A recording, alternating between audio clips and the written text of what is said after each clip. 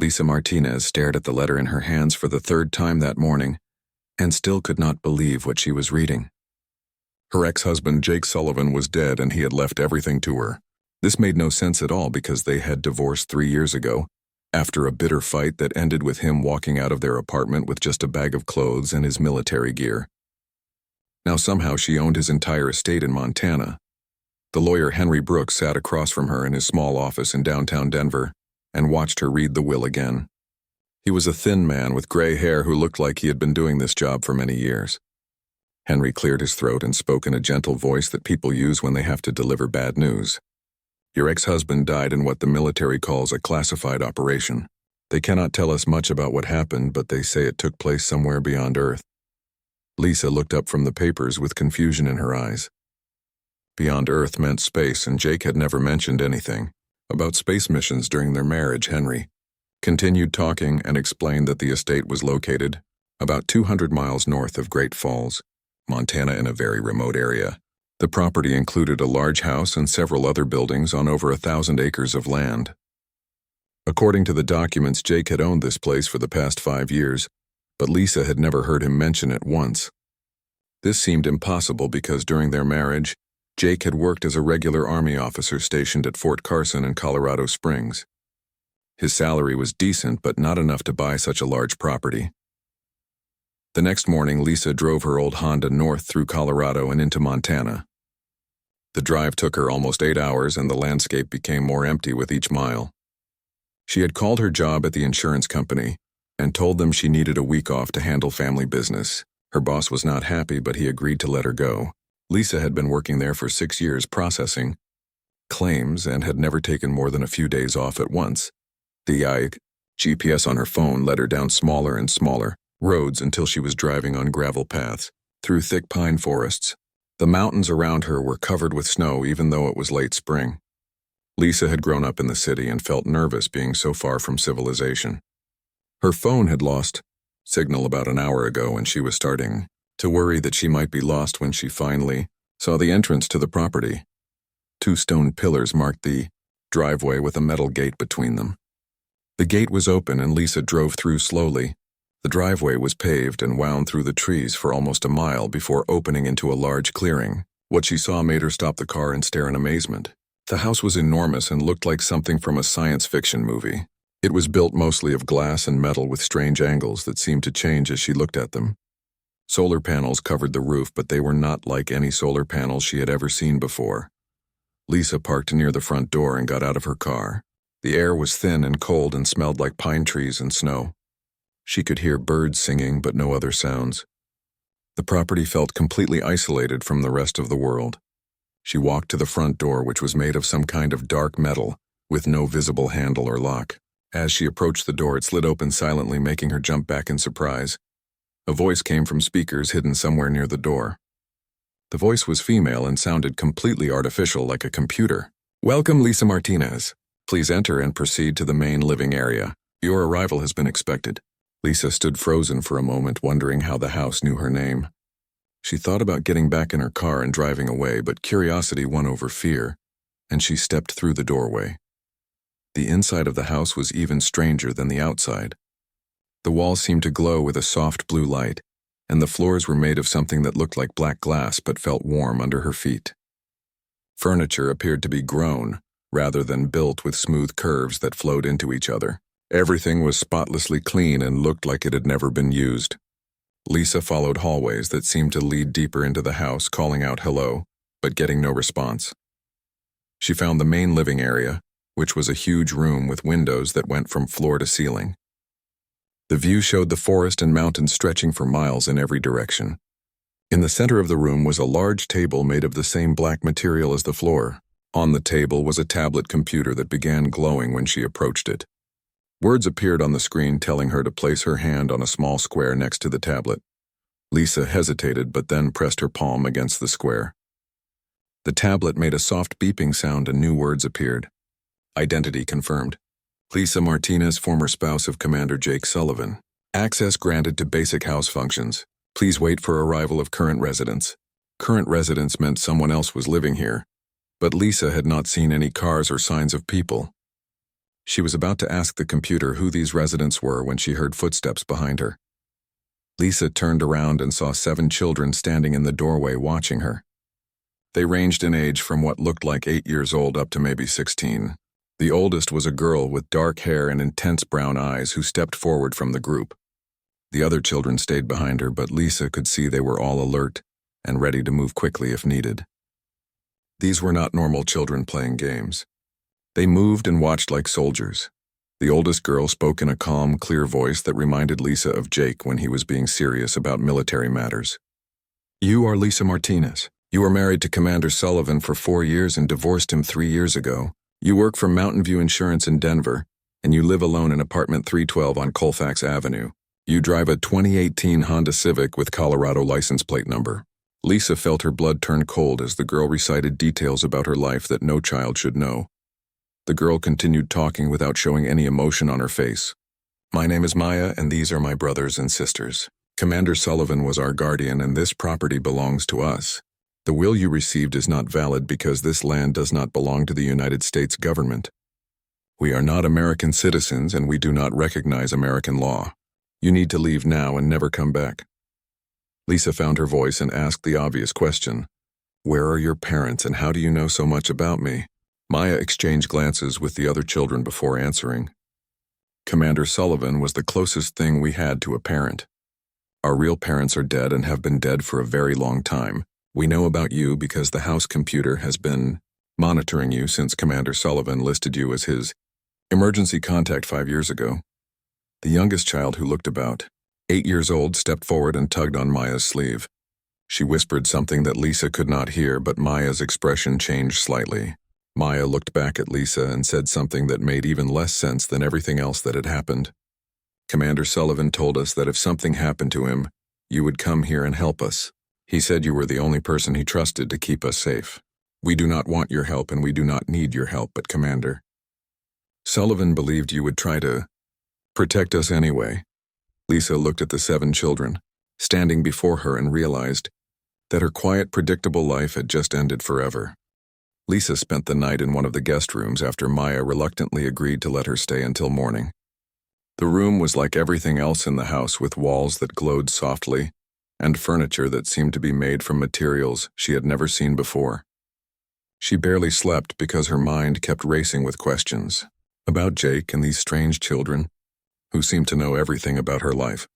The next morning, Lisa found the children in what appeared to be a kitchen, although she could not identify most of the equipment. They were eating breakfast that looked normal enough, but the plates and cups were made of the same black material as everything else in the house. Maya looked up when Lisa entered and gestured to an empty chair. "You can eat with us, but do not ask questions until we are finished." The other children watched Lisa carefully as she sat down.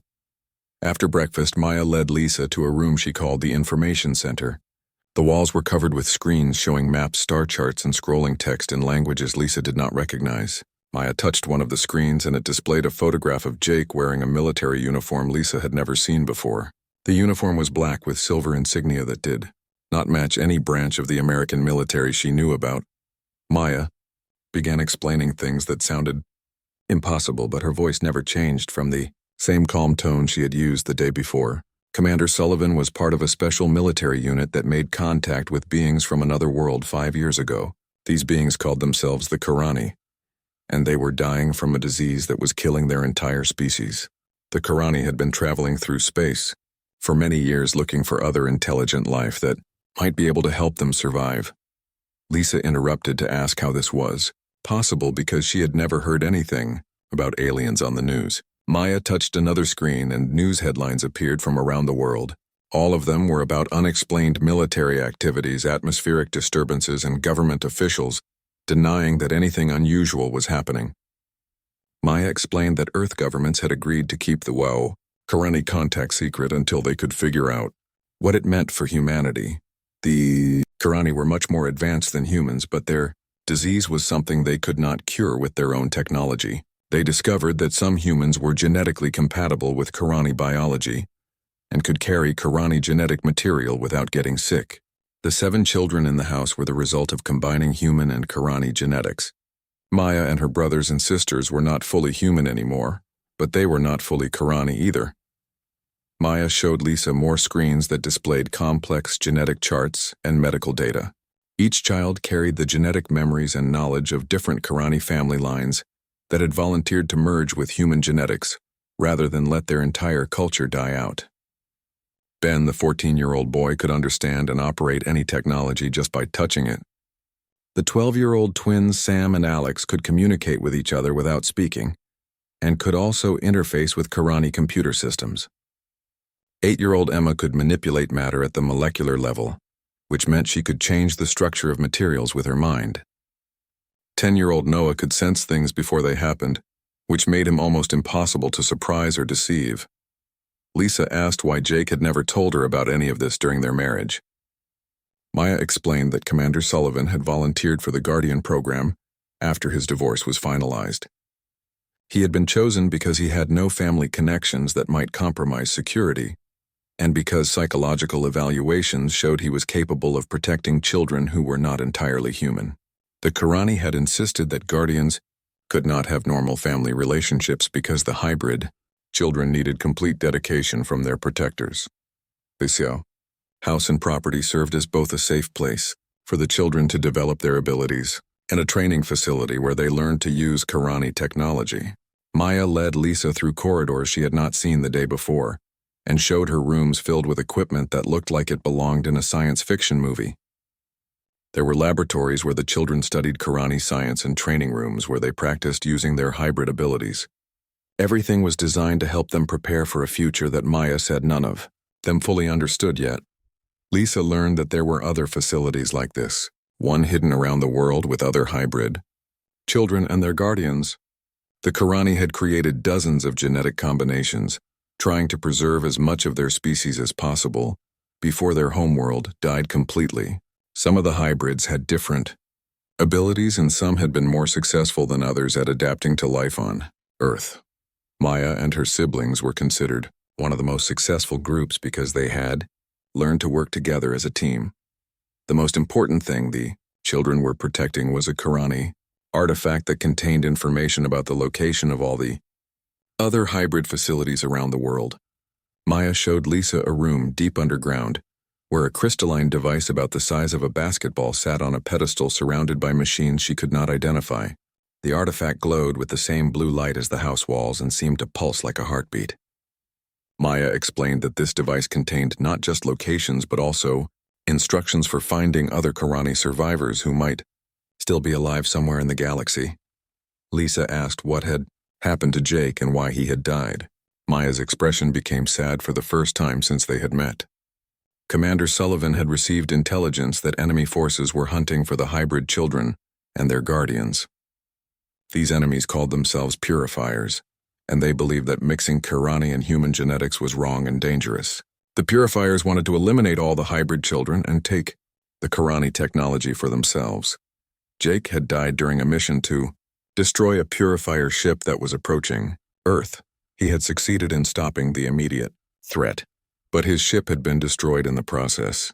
Before he died, Jake had sent a message to all the Guardian facilities warning them that the purifiers had found Earth and would be coming for the children soon. Maya and her siblings had been preparing for this attack ever since they received the message 2 weeks ago. Lisa felt overwhelmed by everything. She was learning, but she also felt angry that Jake had kept such important secrets from her during their marriage. Maya seemed to understand what Lisa was thinking, because she explained that guardians were required to maintain normal lives and relationships to avoid suspicion. Jake had genuinely loved Lisa, but he had also been using their marriage as cover for his real mission. This was why he had never told her about his work, and why he had ended their marriage when he accepted the Guardian assignment. The children had been living in the facility for 3 years, learning to use their abilities and studying Karani culture and technology. They considered Jake to be their father even though he was not their biological parent.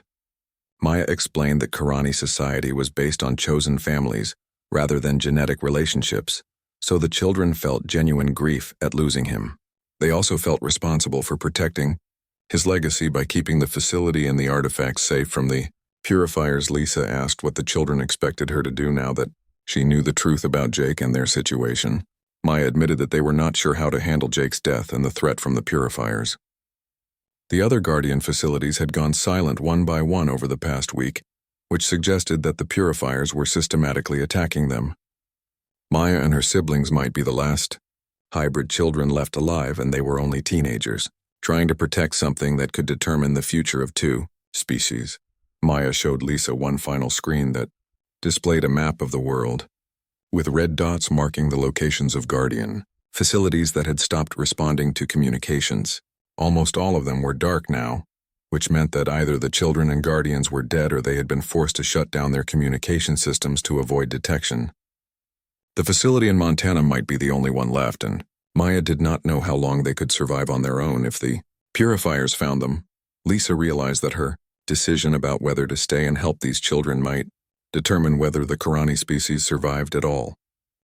Lisa had been at the facility for 3 days, trying to understand everything Maya and the other children had told her, when the house computer announced that vehicles were approaching the property.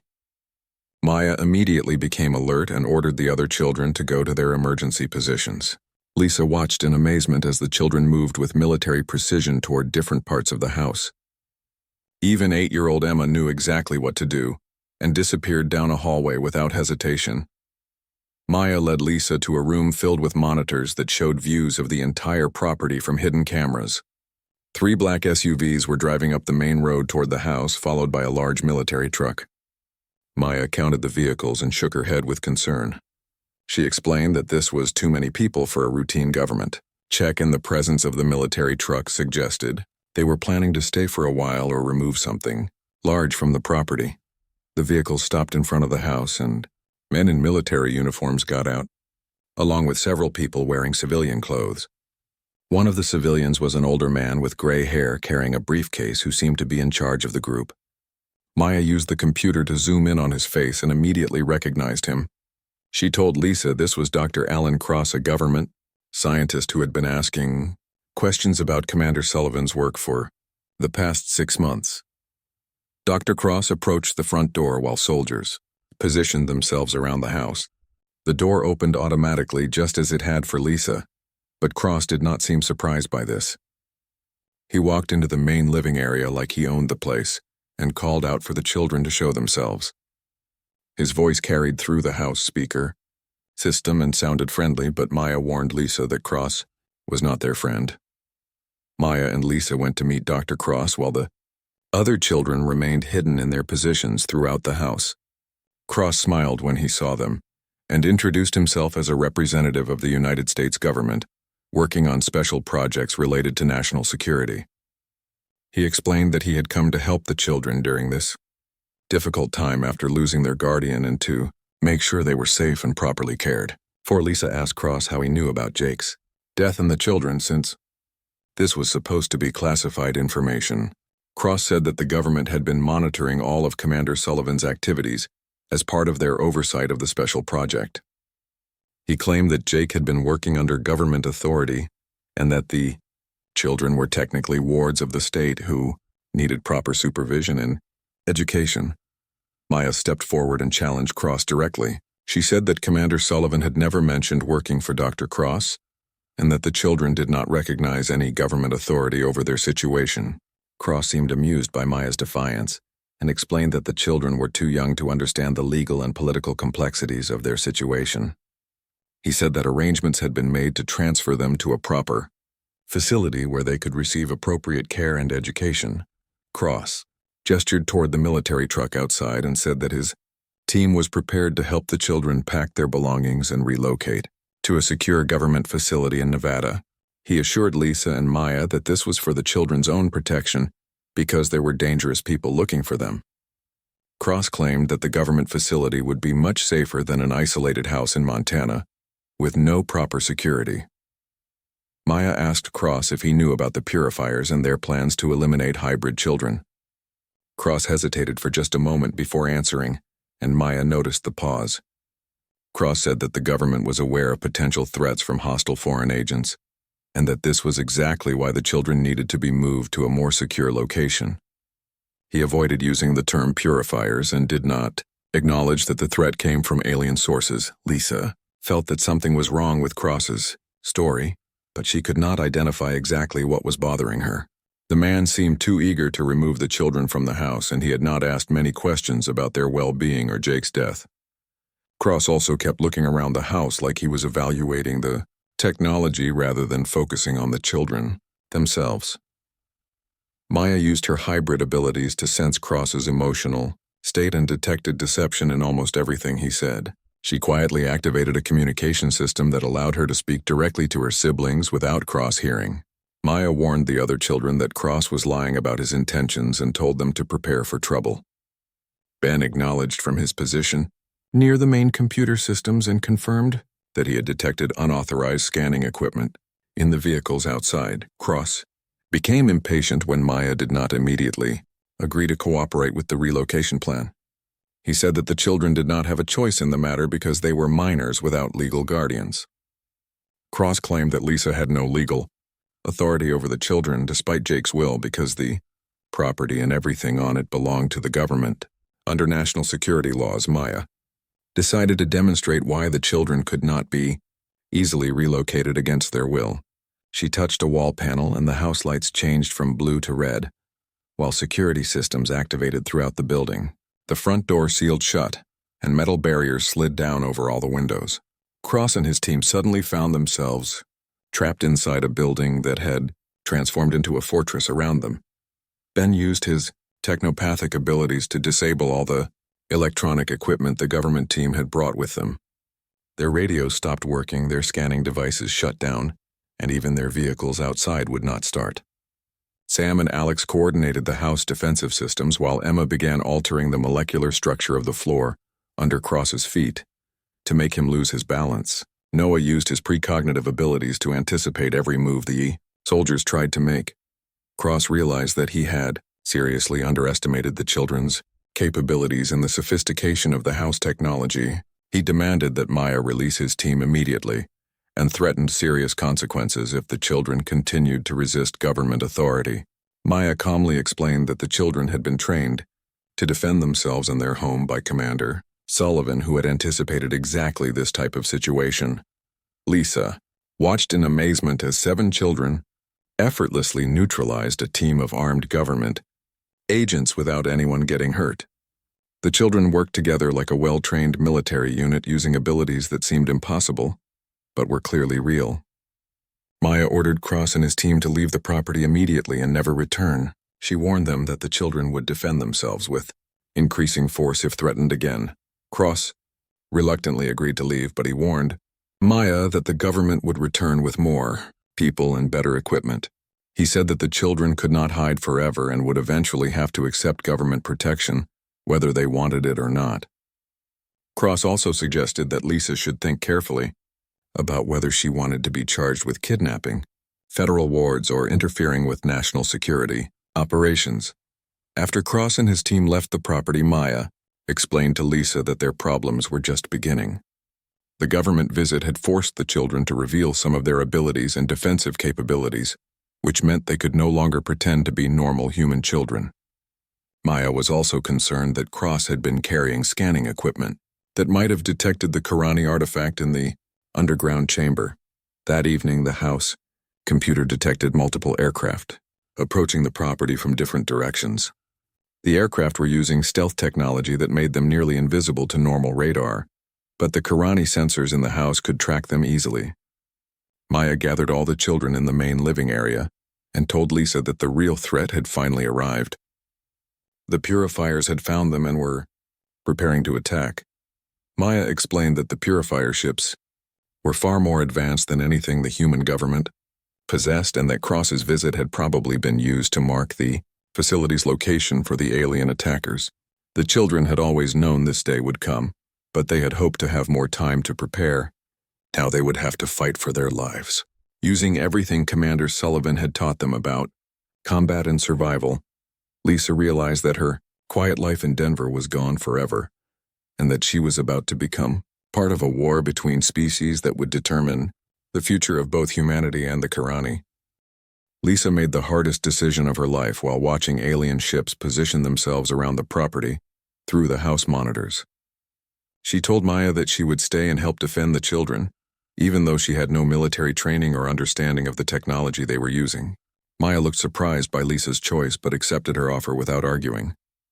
The 16-year-old girl explained that they would need every person they could get because the purifiers never left survivors when they attacked hybrid facilities. Maya led Lisa deeper into the underground sections of the facility to areas she had not seen before. The corridors extended much further than Lisa had imagined and contained rooms filled with equipment that looked like it had been built by a completely different civilization. Maya explained that Commander Sullivan had spent years preparing these defenses using Karani technology combined with human military tactics. Every system in the facility was designed to respond to the unique genetic signatures of the hybrid children.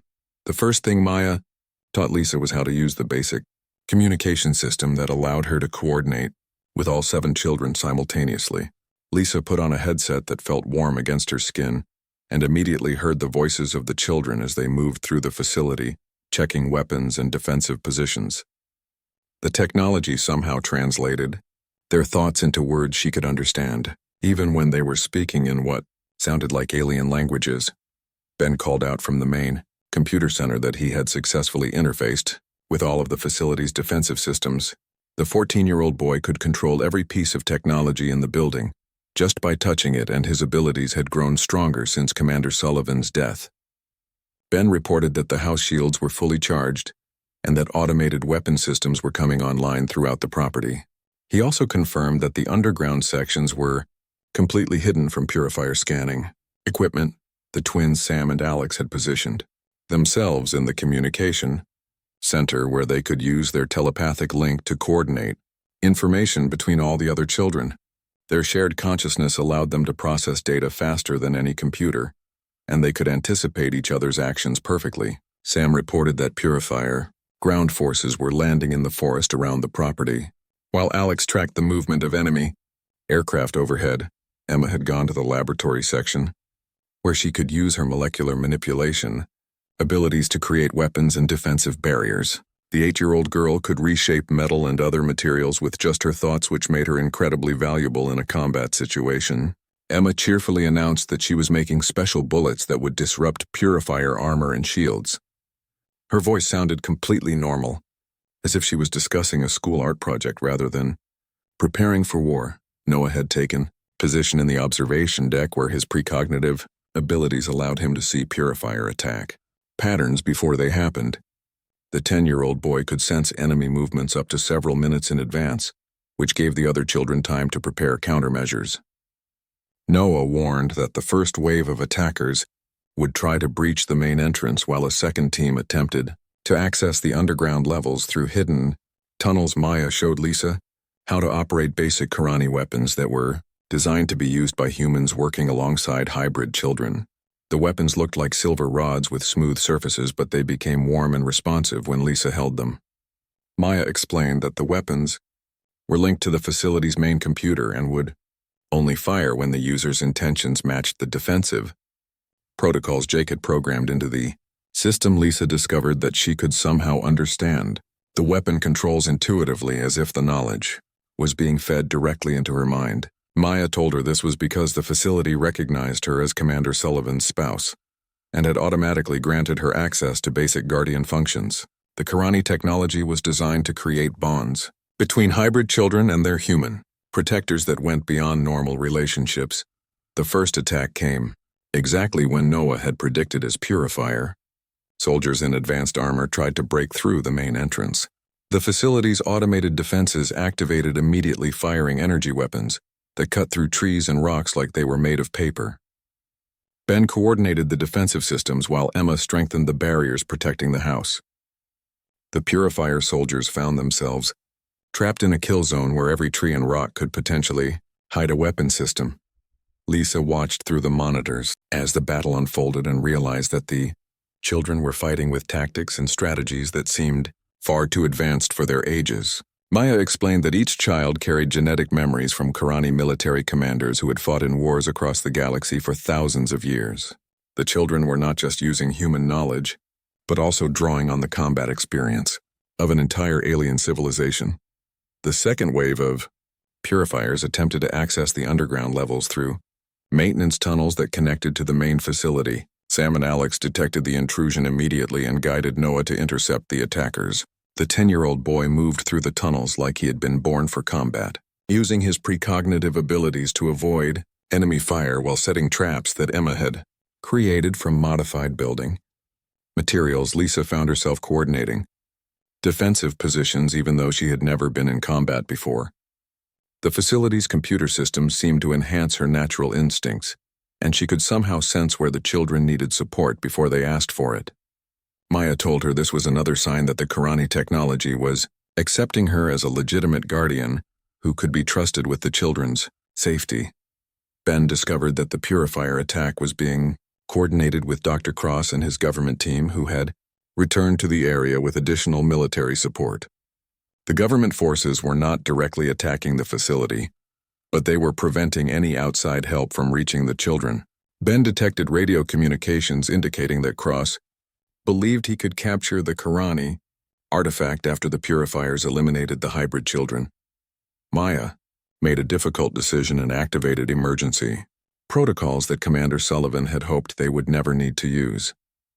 The facility began transmitting distress signals to other Guardian installations around the world, using quantum communication arrays that could not be intercepted or blocked. Maya hoped that some of the other facilities were still operational and could provide assistance or at least warning about purifier tactics. The response to the distress signals surprised everyone, including Maya. Communication channels that had been silent for weeks suddenly came alive with messages from Guardians and hybrid children around the world. Many of the facilities had not been destroyed by purifiers, but had gone into hiding when they detected the coordinated attacks beginning. A global network of human and hybrid defenders had been waiting for exactly this moment to reveal themselves. Colonel Patricia Hayes identified herself as Commander Sullivan's former commanding officer and announced that human military units equipped with Karani enhanced technology were moving to support the Montana facility. Hayes explained that Earth governments had been secretly preparing for this conflict for years, and that Jake's death had triggered predetermined response protocols. The children were no longer alone in their fight against the purifiers. Lisa learned that her arrival at the facility had been more than coincidence. Commander Sullivan had specifically chosen her as his emergency contact because psychological profiles indicated she had the right personality traits to bond with hybrid children under combat conditions. Jake had been preparing her for this role, even during their marriage without either of them realizing it. Maya admitted that the children had initially resented Lisa's presence because they believed they could handle any threat on their own. The attack had shown them that they needed adult partners who could help them coordinate with human military forces and government agencies. Maya asked Lisa if she was willing to become their permanent guardian and help them prepare for the larger war that was coming. Lisa looked around at the 7 extraordinary children who had somehow become her responsibility and realized that she had found a purpose she never knew she was looking for. She told Maya that she would stay and help them fight not just to survive this attack but to protect both human and Karani civilization from forces that wanted to destroy everything they had built together. The battle for the facility was just beginning, but Lisa now understood that it was part of a much larger conflict that would determine whether 2 species could work together to face threats that neither could handle alone. The battle had been raging for 6 hours when Maya finally decided to reveal the complete truth about what the hybrid children really represented. Lisa had proven herself during the fighting by coordinating defensive positions and helping the children work together more effectively than they ever had before. Maya gathered everyone in the deepest part of the underground facility, where the Karani artifact was stored, and began explaining secrets that even some of the children had not fully understood. Maya told Lisa that the Karani had not simply created hybrid children as a way to preserve their species. Each child carried within their genetic structure the complete technological and cultural knowledge of entire Karani family lines that had volunteered to merge with human biology. As the children grew older and their hybrid genetics matured, they would gain access to scientific advances that could move human civilization forward by thousands of years in just a few generations. Ben had already begun accessing engineering knowledge that allowed him to understand and improve any technology he touched. Over the past few months, he had been unconsciously upgrading the facility's computer systems and weapons beyond what Commander Sullivan had originally installed. Ben was becoming a living library of Karani technological innovation, and his abilities would continue expanding as he grew older. The twins Sam and Alex carried the genetic memories of Karani philosophers and scientists who had spent millennia studying consciousness and communication. Their telepathic abilities were just the beginning of what they would eventually be able to do. Maya explained that fully mature Karani with similar genetics could communicate instantaneously across vast distances and coordinate the activities of entire civilizations through shared mental networks. Emma's molecular manipulation abilities came from Karani family lines that had specialized in what humans would call materials science and physics. As her powers developed, she would be able to create new forms of matter and energy that did not exist in nature. The Karani had used similar abilities to build their spacecraft and the advanced technology that allowed them to travel between stars for thousands of years. Noah's precognitive abilities were inherited from Karani temporal specialists who could perceive and manipulate the flow of time itself. His current ability to see a few minutes into the future would eventually expand to allow him to understand the long-term consequences of any action and help guide civilization toward beneficial outcomes while avoiding disasters. The three youngest children carried genetic packages that would not fully activate until they reached adulthood, but Maya knew they contained knowledge about Karani medicine, biotechnology, and energy manipulation that could solve most of humanity's current problems. The hybrid children were not just refugees from a dying species, but the key to humanity's future development as a spacefaring civilization. Maya herself carried the memories and knowledge of Karani military commanders and political leaders who had guided their civilization through thousands of years of conflicts and alliances with other species throughout the galaxy. As she matured, Maya would gain access to strategic and diplomatic knowledge that could help humanity navigate relationships with alien civilizations they had not yet encountered. Lisa asked why the Karani had chosen to share such valuable knowledge with a species they had only recently discovered.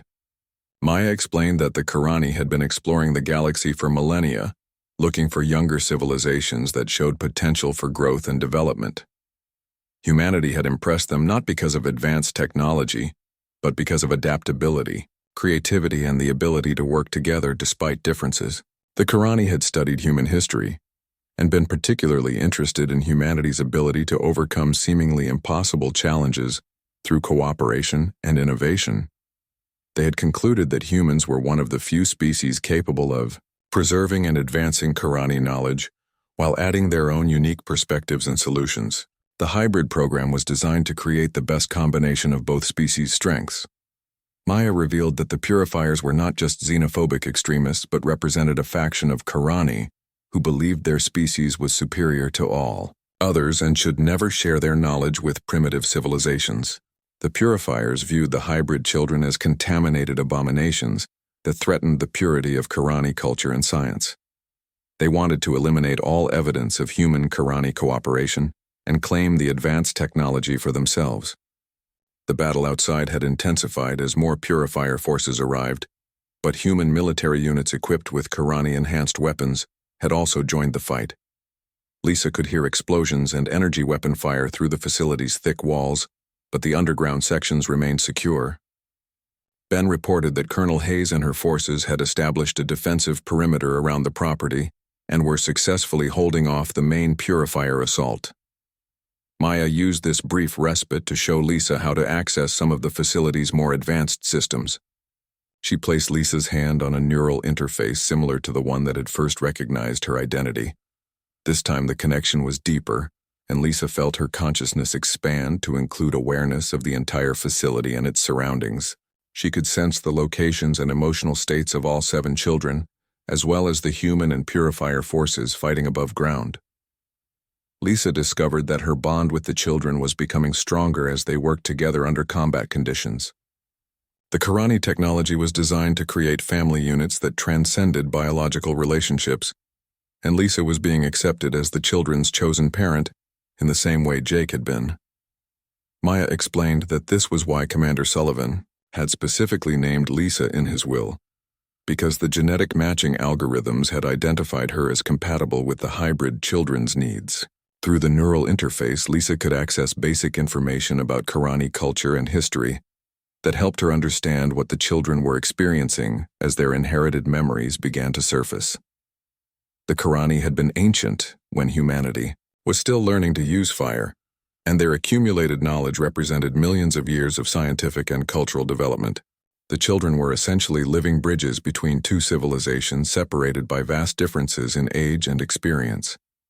Maya admitted that the children sometimes struggled with the weight of carrying so much inherited knowledge while still being emotionally and socially human teenagers. They had memories of experiences they had never lived and understood scientific concepts that their human education had never covered. Maya said that having Lisa as a guardian helped anchor them to their human identity while they learned to integrate their Qurani inheritance. Lisa asked what would happen if the purifiers succeeded in eliminating the hybrid children and capturing the advanced technology. Maya's expression became grim as she explained that the purifiers planned to use Qurani knowledge to establish themselves as the dominant power in this part of the galaxy. They would eliminate humanity as a potential threat and strip Earth of its resources while preventing any other young civilizations from accessing the technology they had stolen. Ben called out through the communication system that he had detected a massive purifier ship approaching Earth from deep space. The ship was much larger than the vessels currently attacking the facility and appeared to be some kind of command vessel or mobile base. Ben estimated that it would arrive in approximately 6 hours and would bring enough firepower to destroy the entire region if the facility continued to resist. Maya made a decision that surprised even her siblings. She told Lisa that it was time to activate the final protocols Commander Sullivan had prepared for exactly this situation. The facility contained more than just defensive systems and hidden weapons. It was actually a command center capable of coordinating a global response to threats against hybrid children and their guardians. Maya had the authority to activate sleeper cells and hidden resources that had been positioned around the world for years. Lisa watched in amazement as Maya accessed command systems that revealed the true scope of human Qurani cooperation. Hidden military units equipped with alien technology began reporting their positions from every continent, while secret research facilities came online with weapons and defenses that rivaled anything the purifiers possessed. The battle for the Montana facility was about to become the opening engagement of humanity's first interstellar war. Maya looked at Lisa with ancient eyes that seemed far too old for a 16-year-old girl and asked if she was ready to help lead humanity and the Qurani survivors into a future that neither species could achieve alone. Lisa realized that her simple life as an insurance agent had ended forever, and that she was about to become part of something that would determine the fate of two civilizations. The decision about whether to trust Earth's governments was made for them when Dr. Cross returned to the facility leading what appeared to be a rescue mission but was actually another attempt to capture the children. Lisa and Maya watched through the security monitors as Cross's expanded team approached the property, with vehicles marked as medical evacuation units. The vehicles were accompanied by legitimate military forces led by Colonel Patricia Hayes, who seemed to be cooperating with Cross's operation. Maya immediately sensed deception from both Cross and some of his team members, but Colonel Hayes appeared to be genuine in her concern for the children's safety. Through the communication system, Maya coordinated with her siblings to determine whether Hayes could be trusted or if this was another trap designed to separate them from their defenses. Ben accessed the facility's deep scanning systems and detected that several members of Cross's team were carrying concealed purifier technology. Colonel Hayes established radio contact with the facility and identified herself as Commander Sullivan's former commanding officer. She explained that she had been ordered to extract the children for their own protection, because intelligence reports indicated that a massive purifier assault was imminent. Hayes claimed that the government facility in Nevada was equipped with defenses that could protect the children better than the isolated Montana location. Maya responded by asking Hayes to verify her identity using codes that Commander Sullivan had given her before his death. Hayes provided the correct responses, which proved she was who she claimed to be, but Maya remained suspicious about the timing of the extraction order. Maya asked Hayes why the government had waited until the children were under active attack before offering protection, and why Dr. Cross was involved in the operation. Hayes admitted that there had been disagreements within the government about how to handle the hybrid children and their guardians. Some officials wanted to integrate the children into military research programs, while others believed they should be protected and allowed to develop naturally. Hayes claimed that recent purifier attacks on other facilities had convinced even the skeptics that the children needed immediate protection. Lisa intervened in the conversation and asked Hayes to explain Dr. Cross's role in the extraction operation. Hayes hesitated before admitting that Cross had convinced his superiors that he could safely transport the children using specialized equipment designed to mask their genetic signatures from purifier sensors. Hayes said she had personal doubts about Cross but had been ordered to cooperate with his mission. Ben suddenly detected massive energy, signatures approaching the facility from multiple directions, and realized that Cross's mission was actually a cover for a coordinated purifier assault. The extraction team had been sent to keep the children distracted, while enemy forces moved into position for a final attack. Ben warned Maya that purifier ships were decloaking all around the property, and that the ground assault would begin within minutes. Maya made a split-second decision and activated the facility's emergency beacon, which sent distress signals to every hidden human Karani installation around the world. She also opened communications channels to Colonel Hayes and warned her that Cross's team included purifier infiltrators who were about to betray the legitimate military forces. Maya offered to provide tactical support to Hayes if she was willing to fight alongside the hybrid children against their common enemy. Hayes immediately ordered her forces to take defensive positions around the facility when Maya's warning proved accurate and Cross's team began firing on the military vehicles with advanced weapons. The colonel realized that she had been manipulated into bringing her soldiers into a trap, but she also recognized that the children were offering their only chance of survival against superior purifier technology. The battle that followed became a proving ground for human adaptability and the potential of human Karani cooperation. While the purifiers had superior individual weapons and armor, human forces demonstrated tactical creativity and improvisation that caught the enemy completely off guard. The hybrid children served as living bridges between human innovation and Karani capabilities, creating new strategies that neither species had ever considered. Maya coordinated the overall defense using her inherited memories of Karani, military tactics combined with human strategic thinking she had learned from Commander Sullivan. Ben linked all the facility's systems to create an integrated defense network that could adapt to changing battlefield conditions faster than any traditional command structure. The twins Sam and Alex provided real-time intelligence that allowed human and hybrid forces to anticipate enemy movements and coordinate counterattacks. Emma used her molecular manipulation abilities to create specialized ammunition and defensive barriers tailored to each phase of the battle. Her innovations allowed human weapons to penetrate purifier armor, while providing protection that could withstand alien energy weapons. Noah's precognitive abilities helped direct the defensive critical positions and prevented several purifier breakthrough attempts before they could develop. Lisa found herself coordinating between Maya's hybrid command structure and Colonel Hayes's military units using communication systems that translated between human radio protocols and Karani neural networks. The facility's technology enhanced her natural organizational abilities and allowed her to process tactical information at speeds that surprised both herself and the professional soldier she was. Working with Colonel Hayes quickly recognized that the hybrid children possessed military knowledge and capabilities that exceeded anything in human experience. She adapted her tactics to take advantage of the children's abilities while using her own forces to protect the facility's most vulnerable points. Hayes also realized that Lisa was somehow serving as a bridge between human and hybrid command structures in ways that made both more effective, though. Battle reached its climax when the massive Purifier command ship arrived and began bombarding the facility with weapons designed to penetrate deep underground structures. Maya activated the facility's ultimate defensive system, which revealed that the Montana installation was connected to a global network of similar facilities through quantum communication arrays and shared power systems. As the facility's defenses synchronized with installations around the world, Lisa and Colonel Hayes watched in Amazement as hidden human Karani military. Units began engaging purifier forces on every continent.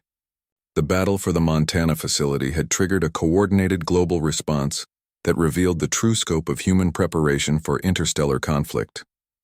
Humanity had been secretly building an integrated defense network for years using Karani technology and hybrid coordinators. Maya explained to Lisa and Hayes that the hybrid children were not just refugees or research subjects, but the command structure for humanity's first space defense force. Each facility contained children with different specialized abilities, designed to coordinate specific aspects of military operations across vast distances. The Montana facility served as a strategic command center because Maya's inherited knowledge included experience with large-scale military campaigns. Lisa realized that her role had evolved from reluctant guardian to strategic coordinator for an interstellar alliance. The neural interfaces that connected her to the facility's systems were actually training her to serve as a liaison between human military commanders and hybrid tactical specialists. Her bond with the 7 children was preparing her to help lead combined human Karani forces in conflicts that would determine the future of both species. Colonel Hayes asked Maya what would happen next if they succeeded in repelling the purifier attack. Maya's answer surprised both adults because she explained that defeating this assault would only be the beginning of a much larger conflict. The purifiers represented just one faction in a galaxy-wide struggle between species that wanted to hoard advanced technology and those that believed in sharing knowledge to help younger civilizations develop. Maya told them that if humanity proved capable of defending Earth and protecting the hybrid children, they would be invited to join a galactic alliance of species working together to oppose forces like the purifiers. This would mean that humans would need to develop space travel capabilities and military forces capable of operating across interstellar distances. The hybrid children would serve as advisors and coordinators, but humanity would need to provide the majority of personnel and resources. For their own defense, Lisa looked at the 7 extraordinary children who had become her family and realized that protecting them meant accepting responsibility for humanity's transition from a single planet species to a member of a galactic community. The battle they were fighting was not just about survival, but about proving that humans deserved a place among the stars. The true purpose of the Montana facility revealed itself when Noah's precognitive abilities suddenly expanded beyond anything he had experienced before and triggered hidden protocols throughout the entire global network. Lisa watched in amazement as the 10-year-old boy's eyes began glowing with the same blue light that illuminated the facility's walls, and his consciousness seemed to extend far beyond his physical body. Maya explained that Noah was accessing the deepest level of his Karani inheritance, which included the ability to coordinate quantum communication networks across vast distances. Through Noah's expanded awareness, the children could suddenly perceive every other hybrid facility on Earth and communicate instantaneously with their counterparts around the world. Ben discovered that his technopathic abilities now extended to any piece of Karani-enhanced technology on the planet, while the twins Sam and Alex found their telepathic range expanding to include hybrid children on other continents. Emma's molecular manipulation powers began affecting materials she had never even seen, and Maya gained access to strategic knowledge from Karani commanders who had fought wars across multiple star systems. Lisa felt her own connection to the facility's systems deepen as the children's abilities synchronized with the global network. The neural interface that had initially allowed her to coordinate local defenses now provided awareness of human military units and hybrid teams operating on every continent. She could sense the emotional states and tactical situations of guardians and children she had never met, but who were fighting the same battle against purifier forces around the world. Colonel Hayes received reports from military commanders worldwide, confirming that hidden installations were activating simultaneously and revealing defensive capabilities that exceeded anything in the official military arsenal. Advanced aircraft were launching from concealed bases, while ground units equipped with Karani-enhanced weapons were engaging purifier forces with effectiveness that surprised even experienced officers. The coordination between units was flawless. Despite the fact that many had never worked together before, Maya accessed the facility's deepest archives and discovered the full scope of Commander Sullivan's final mission. Jake had not simply died destroying a purifier ship, but had downloaded the complete tactical database from the enemy vessel before his own ship was destroyed. The information he died to obtain revealed not just the location of the main purifier fleet, but their ultimate strategy for eliminating all evidence of human Karani cooperation and claiming Earth's resources for themselves. The data Jake had sacrificed, his life to gather, showed that the purifiers planned to establish Earth as a base for operations against other young civilizations throughout this region of the galaxy. They intended to use humanity's own industrial capacity and population to build weapons and ships for conquering other worlds, while keeping humans as slave labor. The hybrid children were not just obstacles to this plan, but represented the greatest threat to purifier expansion because they proved that species cooperation was possible. Ben interfaced directly with Jake's final transmission and began uploading the purifier tactical data to every facility in the global network. Within minutes, hybrid children and their guardians around the world had access to enemy ship designs, weapon capabilities, and strategic plans that allowed them to anticipate and counter purifier attacks with unprecedented effectiveness. The information also revealed the locations of purifier supply bases and command centers that had been hidden throughout the solar system. Lisa discovered that her role in the network was far more important than she had realized when the facility's central computer designated her as the primary coordinator for all Guardian hybrid teams worldwide. Her emotional bond with the 7 children, and her ability to think strategically while remaining calm under pressure, made her uniquely qualified to serve as a command liaison between human military forces and hybrid tactical specialists operating across multiple time zones and combat environments. The twins Sam and Alex reported that they were receiving communications from Karani survivors who had been hiding in deep space for years, waiting for a signal that it was safe to reveal themselves. The activation of the global network had sent quantum pulses throughout the local star systems, alerting any remaining Karani that their hybrid children had reached operational maturity and were ready to begin coordinating resistance against the purifiers. Maya explained to Lisa and Colonel Hayes that the hybrid children had been designed not just to preserve Karani knowledge, but to serve as the command structure for a multi-species alliance against forces that threatened younger civilizations throughout the galaxy. The purifiers were only one faction in a larger conflict between species that believed in technological hoarding versus those that supported sharing knowledge to help other civilizations develop and defend themselves. Emma demonstrated the true scope of her abilities by simultaneously altering the molecular structure of materials at dozens of facilities around the world, creating specialized equipment and weapons tailored to each location's specific tactical needs. Her consciousness could now extend through the quantum network to manipulate matter on other continents as easily as if she was physically present. The 8-year-old girl was becoming a living manufacturing system capable of producing advanced technology anywhere in the network. Noah's precognitive abilities revealed that the purifier assault on Earth was actually a desperate attempt to prevent humanity from joining the Galactic Alliance. The enemy had detected the quantum pulses indicating that the hybrid children were reaching maturity and realized that they had a limited window to eliminate this threat before human Karani cooperation became irreversible. The current battle would determine whether humanity would become part of a larger community of spacefaring civilizations or be reduced to a slave species serving purifier expansion. Colonel Hayes asked Maya what resources would be needed to transition from defending Earth to actively participating in interstellar conflicts. Maya's answer revealed the true ambition of the human-Karani partnership, because she explained that the hybrid children could design and coordinate the construction of humanity's first interstellar fleet, using Karani technology combined with human manufacturing capabilities and natural resources. Ben accessed manufacturing databases that showed how Earth's existing industrial infrastructure could be converted to produce spacecraft and weapons capable of operating across interstellar distances. The transition would require cooperation between governments worldwide and the integration of Karani technology into human production systems, but the basic capability already existed. Humanity could become a spacefaring civilization within years rather than decades if they were willing to accept guidance from the hybrid children. Lisa realized that the battle they were fighting was not just about survival, but about humanity's opportunity to join a galactic community that could provide protection against threats like the purifiers, while offering access to knowledge and technology that would solve most of Earth's current problems.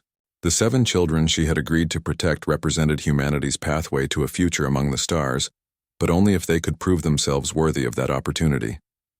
Maya warned that defeating the current purifier assault would bring even greater challenges because success would mark humanity as a legitimate threat to species that preferred to keep younger civilizations isolated and vulnerable. The hybrid children could provide knowledge and coordination, but humans would need to supply the courage, determination, and resources necessary to defend not just Earth, but other worlds facing similar threats throughout the galaxy. The global network continued expanding its capabilities as more hybrid facilities came online and began coordinating with Karani survivors emerging from hiding. Lisa found herself serving as a strategic coordinator for military operations spanning multiple star systems, while still thinking of herself as an insurance agent from Denver who had inherited her ex-husband's mysterious estate. The scope of her new responsibilities was overwhelming, but she had 7 extraordinary children depending on her to help them fulfill their destiny as bridges between civilizations. Colonel Hayes reported that human military forces worldwide were successfully integrating Karani-enhanced technology and hybrid tactical support into their operations with effectiveness that exceeded all expectations. The coordination between species was proving that cooperation could produce results that neither humans nor Karani could achieve alone. The battle for Earth was becoming humanity's graduation exam for membership in a galactic alliance that could reshape the future of multiple civilizations. As Earth's combined human hybrid forces pushed back the Purifier invasion, Lisa faced the most important decision of her life, when Maya revealed that the Karani artifact in the facility's deepest chamber contained more than just coordinates to other safe houses.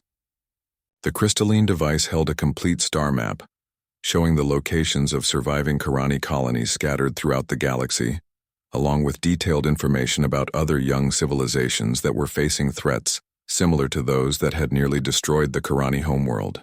Maya explained that the dying Karani race had not simply scattered randomly across space, but had established a careful network of hidden colonies and observation posts designed to monitor and assist developing civilizations throughout this region of the galaxy. Each colony contained Karani survivors with different specializations in science, technology, medicine, and military strategy, who had been waiting for the hybrid children to mature enough to serve as coordinators for a renewed expansion of Karani civilization. The 7 children had grown and developed rapidly during the battle, as their hybrid genetics responded to combat stress by accelerating their access to inherited Karani knowledge and abilities.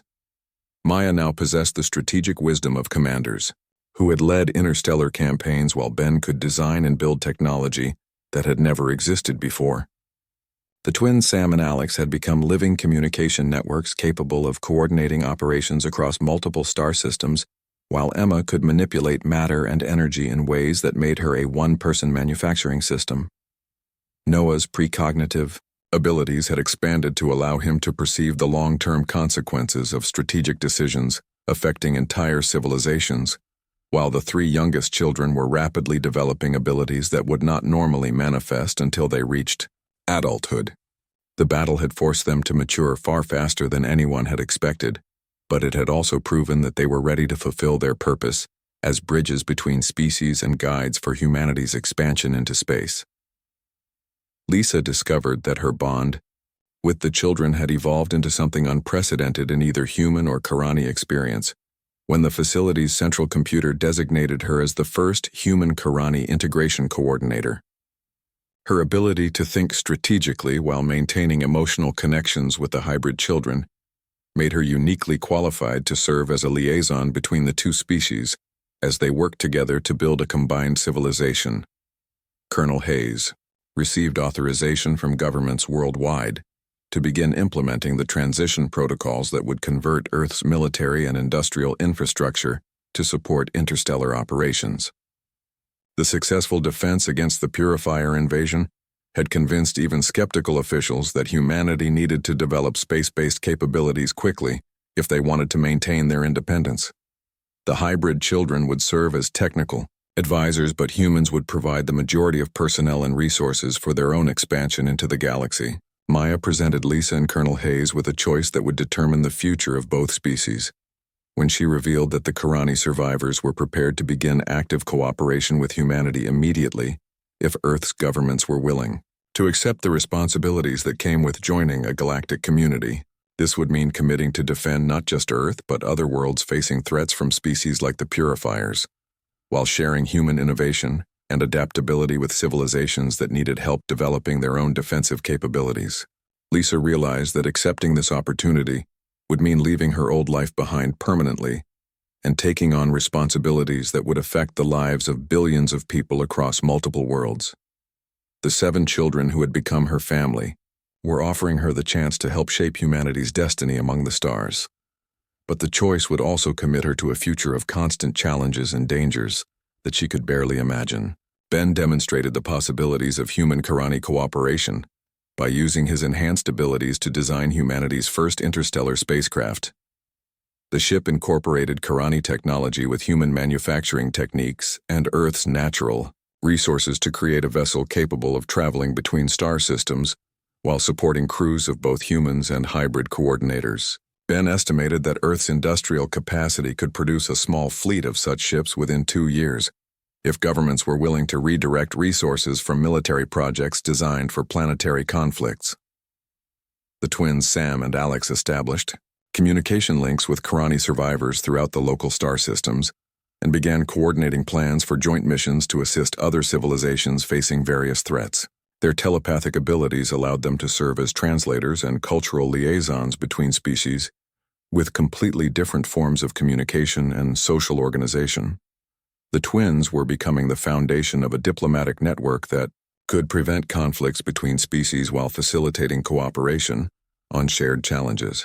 Emma used her molecular manipulation abilities to create prototype technologies that combined the best aspects of human innovation with Karani scientific knowledge.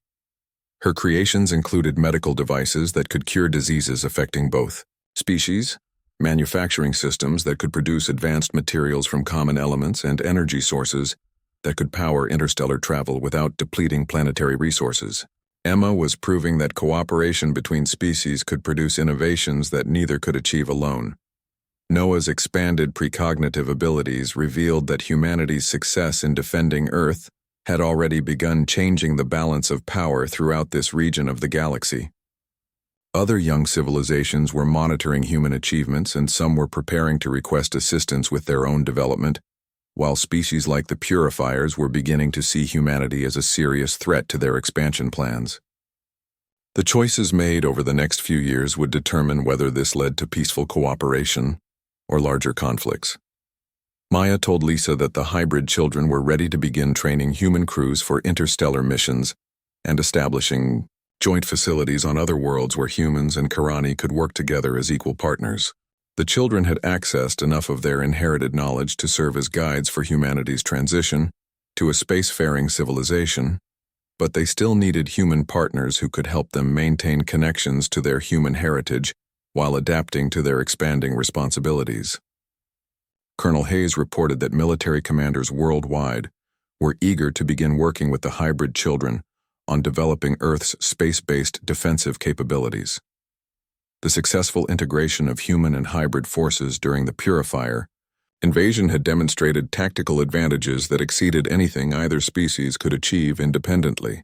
Hayes requested permission to begin recruiting and training personnel for joint human-hybrid military units designed for interstellar operations. Lisa made her decision while standing in the facility's central chamber, surrounded by the 7 children, who had transformed her life in ways she never could have imagined. She told Maya that she would accept the position of integration coordinator and help establish the first human Karani council, with representatives from both species working together to guide their joint expansion into the galaxy.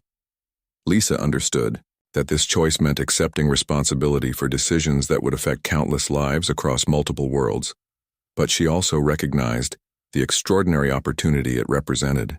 The story concluded 6 months later with the launch of humanity's first interstellar expedition from a space station constructed in Earth orbit using hybrid technology and international cooperation. Lisa served as civilian coordinator for the mission, while Colonel Hayes commanded the military component and Maya led the hybrid advisory team. The 7 children had continued developing their abilities and now possessed knowledge that would help both species not just survive, but thrive among the stars. The spacecraft carried a combined crew of humans and hybrid coordinators along with representatives from several Karani colonies who would help establish humanity's first permanent presence in another star system.